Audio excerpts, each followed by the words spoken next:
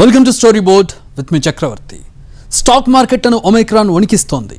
ప్రపంచవ్యాప్తంగా పెరుగుతున్న కేసులకు తోడు విదేశీ ఇన్వెస్టర్లు తరలిపోవడంతో స్టాక్ మార్కెట్లు క్రాష్ అయ్యాయి.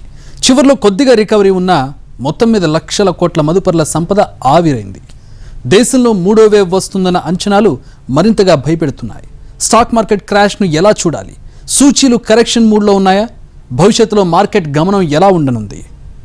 అంతర్జాతీయ మార్కెట్ల ప్రతికూల సంకేతాలతో పాటు ఒమైక్రాన్ కేసుల పెరుగుదల, ద్రవ్యోల్బణ భయాలు సూచీలపై పెను ప్రభావాన్ని చూపిస్తున్నాయి. దాదాపు అన్ని రంగాల షేర్లలో వెల్లువెత్తిన అమ్మకాలు మార్కెట్లను కుదిపేస్తున్నాయి. త్వరలో థర్డ్ వేవ్ తప్పదన్న ఆందోళనలు కూడా మార్కెట్లను షేక్ చేశాయి. స్టాక్ మార్కెట్లపై బేర్ పట్టు కొనసాగుతోంది. కరోనా కొత్త వేరియంట్ ఒమిక్రాన్ బయటపడ్డప్పటి నుంచి స్టాక్ మార్కెట్లో ఒడిదుడుకులు కనిపిస్తున్నాయి. పొరపాటున 1-2 సెషన్లలో లాభాలొచ్చినా వెంటనే భారీగా నష్టాలు రావడం మామూలైపోయింది. ప్రపంచవ్యాప్తంగా పెరుగుతున్న ఒమిక్రాన్ కేసులు, బ్రిటన్లో విషమిస్తున్న పరిస్థితులు, అమెరికాలో కరోనా ఉధృతి, యూరప్లో ఆంక్షల అలికిళ్లు మార్కెట్లపై తీవ్ర ప్రభావం చూపిస్తున్నాయి. మరోసారి కరోనా దెబ్బ భారీగా ఉండబోతుందన్న భయంతో మార్కెట్లు ముందుగానే షేక్ అయిపోతున్నాయి. అమెరికాతో సహా ప్రపంచవ్యాప్తంగా అత్యధికంగా వ్యాపించిన వేరియంట్గా ఒమిక్రాన్ నిలిచే అవకాశం ఉండటం ఇన్వెస్టర్లలో భయాలను సృష్టిస్తోంది. అమెరికన్లను బూస్టర్ షాట్లు తీసుకోవాలి అని ఇటీవల ఆరోగ్య శాఖ అధికారులు కోరారు. దీంతో పాటు మాస్కులు ధరించడం, శీతాకాలంలో ప్రయాణాల సమయంలో అప్రమత్తంగా వ్యవహరించాలని కూడా సూచించారు. ఐరోపా దేశాల్లో మరోమారు లాక్డౌన్ విధించే అవకాశాలు ఉండటంతో మార్కెట్లు ఆందోళన చెందుతున్నాయి. ముఖ్యంగా అత్యధికంగా షాపింగ్లు జరిగే క్రిస్మస్, నూతన సంవత్సర సీజన్లో లాక్డౌన్లు, ఆంక్షలతో వ్యాపారాలు దెబ్బతింటాయన్న భయాలు నెలకొన్నాయి. ఇప్పటికే నెదర్లాండ్స్ లాక్డౌన్ విధించింది. అమెరికా ఫెడరల్ రిజర్వ్ నిర్ణయాల ప్రభావం కూడా స్టాక్ మార్కెట్లపై పడింది. అమెరికా ఫెడరల్ రిజర్వ్ వడ్డీ రేట్లను మార్చి నాటికి పెంచడంపై అధికారులు బహిరంగంగా సంకేతాలు ఇవ్వడంతో మిగిలిన మార్కెట్ల నుంచి నిధుల మళ్లింపు మొదలైంది. ఈ ఏడాదిలో అత్యుత్తమ స్థాయికి డాలర్ ఇండెక్స్ చేరింది. ఇది ఒక్క శుక్రవారమే 0.7% పెరిగింది. మరోవైపు బ్యాంక్ ఆఫ్ ఇంగ్లాండ్ కూడా పెరుగుతున్న ద్రవ్యోల్బణానికి అడ్డుకట్ట వేయడానికి బాండ్ల కొనుగోళ్లను తగ్గించింది. దీంతో పాటు వడ్డీ రేట్లను 15 బేసిస్ పాయింట్లు పెంచి 0.25కు చేర్చింది. ఇటీవల కాలంలో తొలిసారి వడ్డీ రేట్లను పెంచింది బ్యాంక్ ఆఫ్ ఇంగ్లాండే. త్వరలో ఫెడ్ ఈ బాట పట్టనుంది. మార్కెట్లోని ప్రధాన సూచీల్లో విక్రయాల జోరు ఎక్కువగా ఉంది. దీంతో పాటు Nifty small cap, mid cap సూచీలు 3% పైగా పతనమయ్యాయి. దీనికి తోడు ప్రపంచ మార్కెట్లు కూడా పతనం బాటలోనే ఉన్నాయి. జపాన్ నిక్కీ 1.7% కుంగింది. దక్షిణ కొరియా సూచీలు 1.2% పతనమయ్యాయి. ఇక ఫ్యూచర్ మార్కెట్లలో S&P 500 సూచీలు 0.8%, నాన్డాక్ 1%, యూరో స్టాక్స్ 50 సూచీ 1.1%, FTSE 1.0 విలువ కోల్పోయాయి. విదేశీ సంస్థాగత పెట్టుబడిదారులు భారీగా విక్రయాలు జరుపుతున్నారు. డిసెంబర్ నెలలో నేటి ఉదయం వరకు నికరంగా 26,687 కోట్ల రూపాయల పొజిషన్లను అమ్మేశారు. నవంబర్ నెల మొత్తంలో 39,901 కోట్ల రూపాయల మేర అమ్మకాలు జరిపారు. క్యాపిటల్ మార్కెట్లలో FIIలు నికర విక్రేతలుగా ఉన్నారు. ఒక్క శుక్రవారమే 2,069 కోట్ల రూపాయల మేర అమ్మకాలు జరిపారు. ఈ విక్రయాల ఫలితంగా నెల రోజుల వ్యవధిలో సెన్సెక్స్, నిఫ్టీల్లో 6% పైగా దిద్దుబాటు వచ్చినట్లు అంచనా. ఇక్కడ భారతదేశ షేర్ మార్కెట్ లో పెట్టుబడులు పెట్టినటువంటి విదేశీ పెట్టుబడిదారులు వాటిని అమ్మేస్తున్నారు అందుకని వేగంగా తిరిగి తమ దేశాలకు వెళ్ళిపోవటానికి. ఈ దేశంలో రిస్క్ ఎక్కువ ఉందనే ఫీలింగ్, వాల్యుయేషన్స్ ఎక్కువగా ఉండటం వల్ల నేల విడికి సాము చేస్తున్న స్థితి ఎక్కువ ఉంది. ఏమాత్రం తేడా వచ్చింది కూలుద్దనే భయంతో కొంత తమ దేశాల్లో ఉద్దీపన పథకాలు ఆపుతున్నారు, వడ్డీ రేట్లు పెంచుతున్నారు. కాబట్టి మాకు అక్కడే ఆదాయాలు బాగుంటాయి, అది సేఫ్ అని ఇట్లా వెనక్కి వెళ్ళిపోయే పరిస్థితి. దాంతో భారతదేశ షేర్ మార్కెట్ నుంచి పెద్ద ఎత్తున విదేశీ పెట్టుబడిదారులు వెనక్కి డబ్బు తీసుకుంటారు. స్టాక్ మార్కెట్ లో కేవలం 15 నిమిషాల వ్యవధిలో 5.2 లక్షల కోట్ల మేరకు ఇన్వెస్టర్ల సంపద ఆవిరి కావడంతో కలకలం రేగింది. ద్రవ్యోల్బణ భయాలు, ఒమిక్రాన్ కేసుల పెరుగుదలతో పాటు వరి, గోధుమ, శనగలు, ఆవాలు, సోయాబీన్స్, ముడి పామాయిల్, పెసర్ల కమోడిటీ ట్రేడింగ్ ను ఏడాది పాటు నిలిపివేయాలి అని కేంద్రం ఇచ్చిన ఆదేశాలు సూచీలపై తీవ్ర ప్రభావం చూపించాయి. 2021 ఆర్థిక సంవత్సరంలో విదేశీ పోర్టుఫోలియో మదుపర్ల 2.74 లక్షల కోట్లు భారత స్టాక్ మార్కెట్లలో పెట్టుబడిగా పెట్టారు. దీంతో భారత ఈక్విటీల్లో విదేశీ మదుపర్ల వాటా దాదాపు 28% చేరుకుంది. ఇప్పుడు వీళ్లంతా పెట్టుబడులు వెనక్కి తీసుకుంటుండటంతో మార్కెట్లపై ఒత్తిడి పెరిగింది. అమెరికా ఇప్పటికే అభివృద్ధి చెందిన దేశం. భారత్ అభివృద్ధి చెందుతున్న దేశాల జాబితాలో ముందుంది. అంటే ఇక్కడ ఆర్థిక వృద్ధికి ఇంకా అనేక అవకాశాలు ఉన్నాయి. ఇక అమెరికాతో పోలిస్తే భారత్లో వడ్డీ రేట్లు ఎక్కువ. దీంతో విదేశీ మదుపర్లు అక్కడ తక్కువ వడ్డీకి రుణాలు తీసుకొని అధిక రాబడికి అవకాశమున్న భారత మార్కెట్లలో మదుపు చేస్తారు. దీంతో వారికి భారీ ఎత్తున ఆదాయం లభిస్తుంది. అమెరికా వడ్డీ రేట్లు పెంచితే ఒక్క భారత్లోనే కాదు, ప్రపంచవ్యాప్తంగా మార్కెట్లు ప్రభావితమవుతాయి. అక్కడ రేట్లు పెరగగానే విదేశీ మదుపర్లు ఇక్కడ నుంచి తమ పెట్టుబడుల్ని ఉపసంహరించుకుంటారు. వడ్డీ రేట్లు పెరిగితే బాండ్లు ఇచ్చే ప్రతిఫలాలు కూడా పెరుగుతాయి. స్టాక్ మార్కెట్లతో పోలిస్తే ఇవి సురక్షితమైన పెట్టుబడులు. అందుకే భారత మార్కెట్ల నుంచి పెట్టుబడులు ఉపసంహరించుకొని చాలా మంది మదుపర్లు తమ సొంత దేశ బాండ్లలో ఇన్వెస్ట్ చేస్తారు. ఇక వడ్డీ రేట్లు పెరిగే కొద్దీ డాలర్ బలపడుతుంది. ఫలితంగా రూపాయి విలువ పతనమవుతుంది. దీంతో ఇక్కడ విదేశీయులు చేసిన మదుపు వల్ల వచ్చే రాబడిలో కోత పడుతుంది. దీర్ఘకాల మదుపర్ల వడ్డీ రేట్లు పెంపును పెద్దగా పట్టించుకోరు. కానీ స్వల్పకాలం కోసం మదుపు చేసేవారు తమ పెట్టుబడులను వెంటనే ఉపసంహరించుకుంటారు. ఇది మార్కెట్లు ఒక్కసారిగా కుప్పకూలడానికి దారితీస్తుంది. మదుపర్లతో పాటు ఆర్బీఐ కూడా ఫెడ్ నిర్ణయాలను నిశితంగా పరిశీలిస్తుంది. ఒకవేళ విదేశీ మదుపర్లు వేగంగా పెట్టుబడులను ఉపసంహరించుకుంటే విదేశీ మారక నిల్వలు పడిపోయే అవకాశం ఉంది. అయితే ఆర్బీఐ ఎప్పుడూ రిస్క్ను దృష్టిలో పెట్టుకుని సరిపడా నిల్వలు నిర్వహిస్తుంది. ఇక మార్కెట్లపై ప్రతికూల ప్రభావాన్ని పరిమితం చేయడం అనివార్యమైతే వడ్డీ రేట్లు తగ్గిస్తుంది. తద్వారా దేశీయ రిటైల్ మదుపర్లు స్టాక్ మార్కెట్లో పెట్టుబడి పెట్టడానికి ఆసక్తి చూపిస్తారు. 2019లో ఆర్థిక వృద్ధి మందగించడంతో ప్రజల్లో వినియోగం పెంచడానికి అమెరికా వడ్డీ రేట్లను తగ్గించింది. అలా ఆ సంవత్సరంలో మొత్తం 3 సార్లు వడ్డీ రేట్లలో కోత విధించింది. దీంతో భారత స్టాక్ మార్కెట్లో భారీగా లాభపడ్డాయి. అక్కడ 3వ రేట్ల కోత ప్రకటించిన తర్వాతి రోజు ఇక్కడ సెన్సెక్స్ రికార్డు స్థాయికి చేరుకుంది. అమెరికా వంటి అభివృద్ధి చెందిన దేశాలు వడ్డీ రేట్లను తగ్గించిన ప్రతిసారి భారత స్టాక్ మార్కెట్లో భారీగా లాభపడతాయి. ఇక్కడ లభించే అధిక రాబడిపై విదేశీయులు కన్నేస్తారు. పైగా భారత్లో ద్రవ్యోల్బణం కూడా మరీ కలవరపెట్టే స్థాయికి చేరుకునే అవకాశాలు చాలా తక్కువ. 1-2 కాదు, ఏకంగా 18,000 కోట్ల విలువైన స్టాక్స్ ను అమ్మేశారు ఫారెన్ ఇన్వెస్టర్లు. గత 2 నెలల నుంచి వీరు అమ్మకాల ఊపులోనే ఉన్నారు. డిసెంబర్ నెలలో 17,696 కోట్ల విలువైన స్టాక్స్ ను ఈక్విటీ మార్కెట్లలో విక్రయించారు. ఒమిక్రాన్ కొత్త వేరియంట్, యుఎస్ ఫెడరల్ రిజర్వ్ అంచనాలు, తదితర పరిణామాల వంటివి ఫారెన్ ఇన్వెస్టర్లను కాస్త అసహనానికి గురిచేశాయి. ఎఫ్పీఐల డేటా ప్రకారం ఈక్విటీల నుంచి 13,470 కోట్ల రూపాయలు, డెట్ మార్కెట్ల నుంచి 4,066 కోట్లు, హైబ్రిడ్ ఇన్స్ట్రుమెంట్ల నుంచి 160 కోట్లను విక్రయించారు. ఇదంతా కూడా డిసెంబర్ 1 నుంచి 17 మధ్య జరిగింది. కాగా నవంబర్ నెలలో కూడా 2,521 కోట్లతో నెట్ సెల్లర్స్ గా మిగిలారు ఎఫ్పీఓలు. సాధారణంగా డిసెంబర్ నెలలో ఫారెన్ ఇన్వెస్ట్మెంట్ల జోరు కాస్త తక్కువగానే ఉంటుంది. క్రిస్మస్, న్యూ ఇయర్ సీజన్ నేపథ్యంలో సెలవులు కూడా ఎక్కువగా ఉంటాయి. అందుకే ఈ సమయంలో యాక్టివిటీల్లో తేడాలు ఉంటాయి.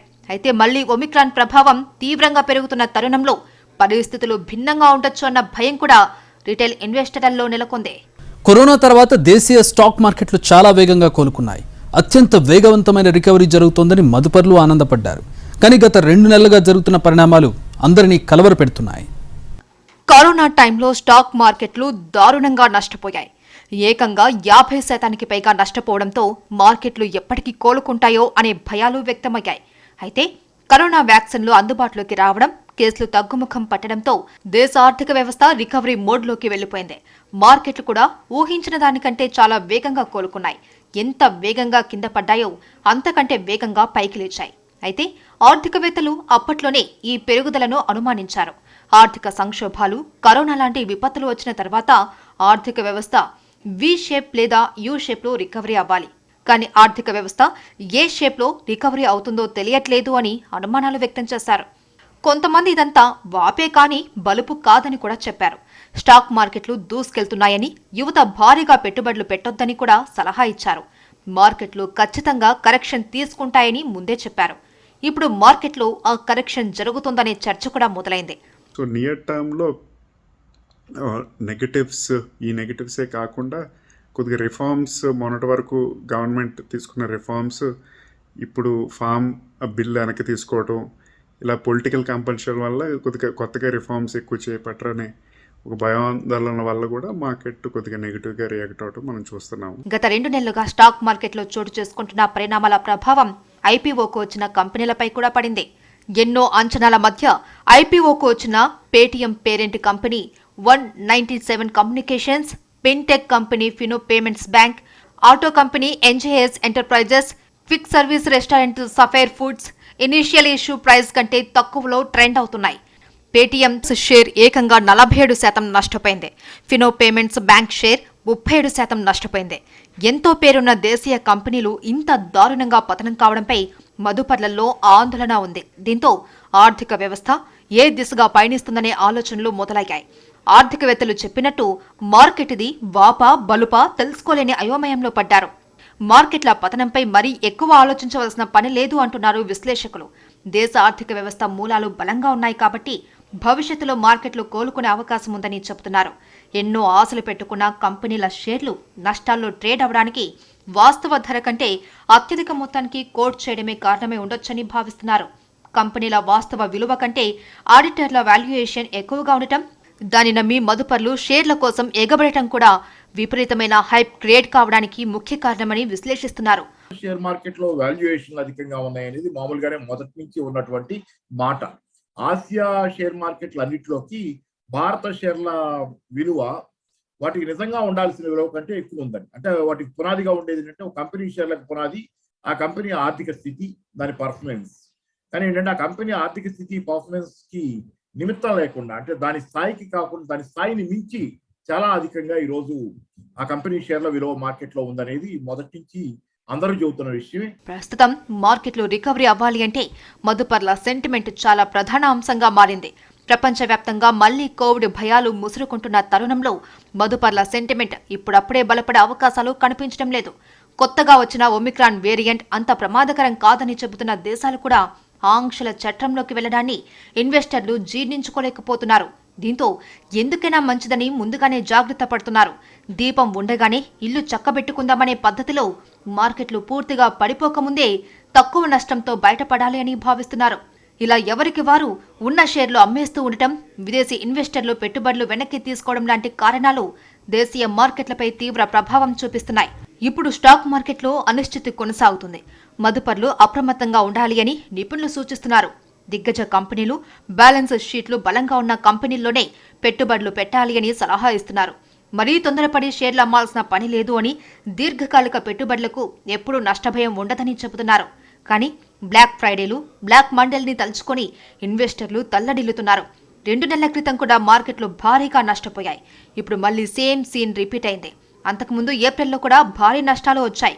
అప్పుడు దేశీయ ధనవంతుల సంపద కూడా భారీగా కుంగింది. ఇప్పుడు మళ్లీ అలాంటి పరిస్థితులు రిపీట్ అవుతాయనే భయాలు మదుపర్ల కంటికి నిద్ర లేకుండా చేస్తున్నాయి. ఇప్పుడు దేశంలో ఆర్థిక వ్యవస్థ రికవరీ మోడ్లోనే ఉంది. జీఎస్టీ వసూళ్లు, హైవేల్లో టోల్ వసూళ్లు, ఐటీ రిటర్నుల శాఖ, ఇలా ఏ గణాంకాలు చూసినా ఆశాజనకంగానే ఉన్నాయి. సేవల రంగం ఎప్పట్లాగే వృద్ధిలో దూసుకుపోతుంది. తయారీ రంగం ఇప్పుడిప్పుడే గాడిన పడుతుంది. వ్యవసాయ రంగం ఎప్పట్లాగే కొత్త ఆశలు రేకెత్తిస్తుంది. అటు వ్యాక్సినేషన్ కూడా శరవేగంగా జరుగుతుంది. ఇవన్నీ మార్కెట్లకు మంచి శకనములే అంటున్నారు విశ్లేషకులు. ప్రస్తుతానికి ఒమిక్రాన్ భయాలతోనే మార్కెట్లు కుదేలవుతున్నాయని, మనకు అది అంత ప్రమాదకరంగా కాదనే సంగతి తేలితే ఖచ్చితంగా మళ్లీ మంచి రోజులు వస్తాయని చెబుతున్నారు. విదేశీ సంస్థాగత మదుపర్లు భారీగా పెట్టుబడులు పెట్టడం, మళ్లీ వెనక్కి తీసుకోవడం మామూలే అంటున్నారు. అయితే రిటైల్ ఇన్వెస్టర్లు మాత్రం నమ్మకం కోల్పోకుండా ఉండటమే ముఖ్యమని చెబుతున్నారు. స్టాక్ మార్కెట్ చరిత్రలో చాలాసార్లు సంక్షోభాలు చూసిందని, కానీ ప్రతిసారి బౌన్స్ బ్యాక్ అయిన విషయాన్ని మర్చిపోవద్దని సూచిస్తున్నారు. ఏడాది క్రితం కరోనాతో దారుణంగా నష్టపోయిన మార్కెట్లు మళ్లీ ఎంత వేగంగా రికవరీ అయ్యాయో కళ్ల ముందే కనిపిస్తుందన్నారు. అనవసర భయాలతో షేర్లు తెగనమ్ముకోకుండా దీర్ఘకాలం వెయిట్ చేయడమే మంచి పాలసీ అని చెబుతున్నారు. ఇప్పటికే కేంద్రం ప్రకటించిన పీఎం గతి శక్తి ఆచరణలోకి రావాల్సి ఉంది. ఒక్కసారి గతిశక్తి పట్టాలెక్కితే దేశ ఆర్థిక వ్యవస్థకు ఎక్కడలేని బూస్ట్ వస్తుందని, అప్పుడు ఆటోమేటిక్ గా మార్కెట్లు పెరుగుతాయనే అంచనాలు ఉన్నాయి. కరోనా టైంలో కొత్త ఇన్వెస్టర్లు పుట్టుకొచ్చారు. వర్క్ ఫ్రమ్ హోమ్తో చాలా మంది యువత స్టాక్ మార్కెట్లో పెట్టుబడులు పెట్టారు. స్వతంత్ర భారత చరిత్రలో కనీ విని ఎరుగని రీతిలో కొత్త డీమ్యాట్ అకౌంట్లు క్రియేట్ అయ్యాయి. ఇప్పుడు జనరేషన్ జెడ్ ఇన్వెస్టర్లంతా పెట్టుబడులు పెట్టారా వద్దా అనే సందిగ్ధంలో పడిపోయారు. స్టాక్ మార్కెట్లో ట్రేడింగ్ అంటే ఆషామాషి కాదు. ఇప్పటికీ దేశంలో కేవలం 1-2% జనాభా మాత్రమే స్టాక్ మార్కెట్లో పెట్టుబడులు పెడుతుంది. మెజార్టీ జనం మార్కెట్ జోలికి రాదు. స్టాక్ మార్కెట్లు అత్యంత సున్నితంగా ఉంటాయి. ప్రపంచంలో ఏ మూల ఏం జరిగినా దాని ప్రభావం స్టాక్ మార్కెట్పై ఉంటుంది. అనుక్షణం అప్రమత్తంగా ఉంటూ ఎన్నో రకాల లెక్కలు వేసుకుని మహా ముదుర్లు అనిపించుకున్న ఇన్వెస్టర్లకు కూడా ఇక్కడ ఎదురుదెబ్బలు తప్పవు. స్టాక్ మార్కెట్ కారణంగా ఢక్కా మొక్కీలు తిని పెద్దవాళ్లైన వారిని వేళ్ల మీద లెక్క పెట్టొచ్చు. కానీ షేర్లలో డబ్బులు పెట్టి అప్పుల పాలైన వారి సంఖ్య వేలల్లోనే ఉంటుంది. ఓ మోస్తరు అవగాహన ఉన్నవారికే మార్కెట్లో ఎదురుదెబ్బలు తప్పవు. ఇక ఎలాంటి అనుభవం లేకుండా కేవలం బుల్లిష్ ట్రెండ్ చూసి ఆకర్షితులై పెట్టుబడులు పెట్టేవారి గురించి చెప్పేది. ఇప్పుడు స్టాక్ మార్కెట్లో ఇలాంటి వారి సంఖ్య పెరగడం కూడా ఆందోళన కలిగిస్తుంది. కొత్తగా మార్కెట్లో అడుగుపెట్టిన ఇన్వెస్టర్కు ప్రాథమిక సూత్రాలపై అవగాహన ఉండదు. కరోనా తర్వాత మార్కెట్ డ్రీమ్ రన్ కొనసాగుతుంది. ఇది చూసి చాలా మంది యూత్ కొత్త డీమ్యాట్ ఖాతాలు తెరిచి మరీ పెట్టుబడులు పెట్టారు. కానీ ఇప్పుడు బేర్ ట్రెండ్ చూసి వాళ్లకు ఏం చెయ్యాలో అర్థం కావడం లేదు. చాలా మంది ఇప్పుడు మార్కెట్ సూత్రాల గురించి అధ్యయనం చేయడం మొదలుపెట్టారు. అంటే ఇది పూర్తిగా చేతులు కాలిపోయాక ఆకులు పట్టుకోవడమే అవుతుంది. మార్కెట్లో పెట్టుబడులు పెట్టేటప్పుడు కావాల్సినంత టైం తీసుకుని కనీస అధ్యయనం చేశాకే ఇన్వెస్ట్ చేయాలి అని నిపుణులు చెబుతుంటారు. కానీ ఇప్పుడు కరోనా డ్రీమ్ రన్ లో షేర్లు కొన్న ఇన్వెస్టర్లు అడ్డగోలుగా అమ్మకాలకు తెగబడుతున్నారనే వాదన కూడా ఉంది. వీళ్లకు మార్కెట్ పండితులు చెప్పినట్టు అందరూ అమ్ముతున్న వేళ కొనుగోలు చేయాలా, అందరూ కొనుగోలుకు ఉరకలు వేస్తున్న తరుణంలో విక్రయించుకోవాలా అనే ప్రశ్నలకు జవాబులు తెలియడం లేదు. అసలు ఏం చేయకుండా ప్రశాంతంగా వేచి చూసే ధోరణి అనుసరించే ఓపిక అసలే లేదు. దీంతో ఒక్కసారిగా పడిపోతున్న షేర్ ధరలు చూసి ప్యానిక్ అయిపోతున్నారు. కొమ్ములు తిరిగిన ఇన్వెస్టర్లే ఉన్న ధరకి అమ్మేసుకుంటుంటే మేము వేచి చూస్తే మునిగిపోతామనే భయాలు వీరిని పట్టి పీడిస్తున్నాయి.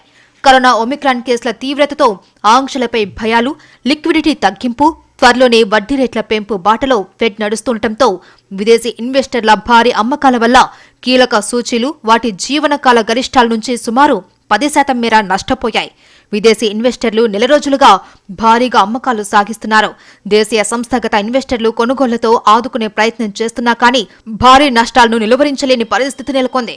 ఇప్పటికీ మార్కెట్ పరిస్థితి మరీ చేయి దాటిపోలేదని, ప్రస్తుతం కరెక్షన్ మాత్రమే నడుస్తుందని అంటున్నారు. మార్కెట్ కరెక్షన్ పూర్తయ్యాక కొత్త సంవత్సరంలో మళ్లీ ర్యాలీ చేస్తుందనే అంచనాలు ఉన్నాయి. అయితే సంక్రాంతి తర్వాత థర్డ్ వేవ్ తప్పదు అన్న అంచనాలే ఇప్పుడు అన్ని రకాల ఇన్వెస్టర్లను భయపెడుతున్నాయి. ఆ అంచనాలే నిజమైతే మార్కెట్కు మళ్లీ కోలుకోలేని నష్టం తప్పదని భావిస్తున్నారు. కానీ ఒమిక్రాన్ వేరియంట్ ప్రభావం డెల్టా మాదిరిగా ఉండదని, కేసులు పెరిగినా భయపడవలసిన పని లేదనే మాటల్ని మార్కెట్ ఎంతవరకు పరిగణలోకి తీసుకుంటుందనేది చూడాల్సి ఉంది. ఆల్రెడీ ఈ ఒమిక్రాన్ వేరియంట్ ఎక్కువ రాకుండా చాలా రిస్ట్రిక్షన్స్ అనౌన్స్ చేశారు. సో దానివల్ల ఆ ఎకానమీస్ కొద్దిగా నెగిటివ్గా ఎఫెక్ట్ అవుతుంది అనే ఉద్దేశంతో, అండ్ అదే వేరియంట్ మన దేశంలో కూడా నెక్స్ట్ 1-2 monthsలో ఎక్కువ కేసెస్ వస్తాయి అనే ఒక భయాందోళనతో మార్కెట్లో కొద్దిగా వీక్నెస్ మనం చూస్తున్నాము. 2022లో మార్కెట్ 10-15% మేర రాబడిని ఇవ్వొచ్చన్న అంచనాలు ఉన్నాయి. కరోనా ఒమిక్రాన్ ఇప్పటి వరకు పెద్దగా తీవ్రత చూపించడం లేదు కనుక ప్రభుత్వాలు లాక్డౌన్ల జోలికి పోకపోవచ్చని ఆర్థిక నిపుణులు అభిప్రాయపడుతున్నారు. అయితే స్వల్పకాలంలో మాత్రం ఈక్విటీలకు రిస్క్ ఉంటుందని చెబుతున్నారు. వైరస్పై టీకాల ప్రభావం పెద్దగా లేకుండా ఇన్ఫెక్షన్ తీవ్రత పెరిగిపోయి ఎక్కువ మంది ఆసుపత్రి పాలైతేనే అటువంటప్పుడు ప్రపంచ సూచీలు 10% వరకు నష్టపోవచ్చని ఊహిస్తున్నారు. ఆ ప్రభావం దేశీయ మార్కెట్లపై కూడా పడుతుందని అనుకుంటున్నారు. కానీ ప్రస్తుతానికి ఇవన్నీ ఊహాజనితాలే. యూరప్లో పరిస్థితి ఏ స్థాయిలో దిగజారుతుంది, అమెరికాలో కరోనా ఉధృతి ఏ మలుపు తీసుకుంటుంది, ఇండియాలో ఒమిక్రాన్ ఎంత ప్రభావం చూపిస్తుందనే అంశాలే మార్కెట్ ట్రెండ్ నిర్ణయించే అవకాశం ఉంది. ఆర్థిక వ్యవస్థ మూలాలతో సంబంధం లేకుండా డిమాండ్ సరఫరా మధ్య అంతరం కారణంగా మార్కెట్లు ఎక్కువగా పెరిగితే దిద్దుబాటు తప్పదనేది అందరికీ తెలిసిన ప్రాథమిక సూత్రం. కొన్నాళ్లుగా మార్కెట్ల డ్రీమ్ రన్ ఇలాగే సాగుతుందనే వాదన లేకపోలేదు. స్వల్పకాలంలో విదేశీ ఇన్వెస్టర్ల అమ్మకాలు కొనసాగుతాయని భావిస్తున్నారు. ప్రస్తుతం 55,000 మార్కు దగ్గర ట్రేడ్ అవుతున్న సెన్సెక్స్ 50,000 దిగువకు పడిపోతుందా, ఏ పాయింట్ దగ్గర రికవరీ అవుతుంది అనేది తేలాల్సి ఉంది. అటు నిఫ్టీ కూడా ప్రస్తుతం 16,000 దగ్గర ట్రెండ్ అవుతుంది. భవిష్యత్తులో 15,000 దిగువకు పడిపోతుందా లేదా అనేది కీలకం కానుంది. ఇప్పుడు మార్కెట్లు స్పందిస్తున్న తీరు చూస్తుంటే ఎప్పుడు ఏ మలుపు తీసుకుంటాయో చెప్పడం కష్టంగానే కనిపిస్తుంది. భవిష్యత్తుపై అనిశ్చితి ఉన్నప్పుడు మార్కెట్ ట్రెండ్ను అంచనా వేయడం కష్టమని చెబుతున్నారు trade experts. Corona third wave Omicron కేసుల విషయంలో ఓ క్లారిటీ వచ్చేదాకా మార్కెట్ గమనాన్ని ఊహించలేమంటున్నారు.